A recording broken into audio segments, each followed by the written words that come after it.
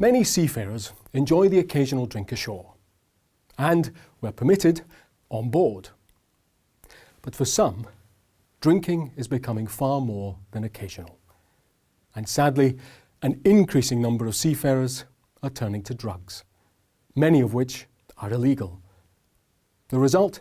Well, as you have just seen, very often the result is a combination of incidents, accidents, illness and injury that affects them and their colleagues.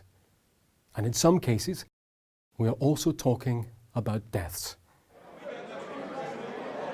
As managers then, we need procedures. In fact, what we need is a clear, effective drugs and alcohol policy. But there's something we should recognise first. We invest in training because we want professional seafarers on our ships.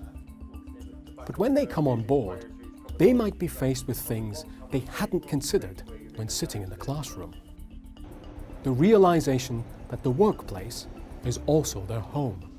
And as their career develops, the effect of long periods at sea with little contact with family and friends, fitting in with different cultures and languages, long working hours, uncomfortable living and working conditions.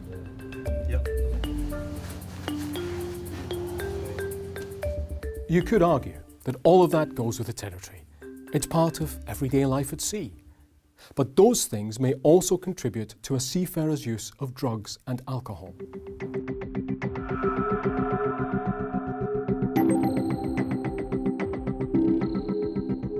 What we have shown you are the basics, the key components of an effective drugs and alcohol policy. There are certainly other issues you may have to face, making the policy work in a multicultural environment, taking into account human rights issues and employment law. And don't forget that, as with any policy, it must be regularly monitored and reviewed. You may operate only a small number of vessels.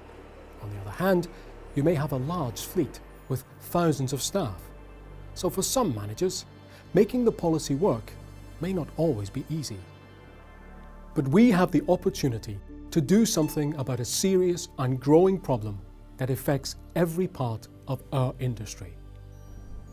As managers, we have a responsibility to look after our vessels and the way we operate them. But seafarers are our most important resource, and we have a responsibility to look after them too.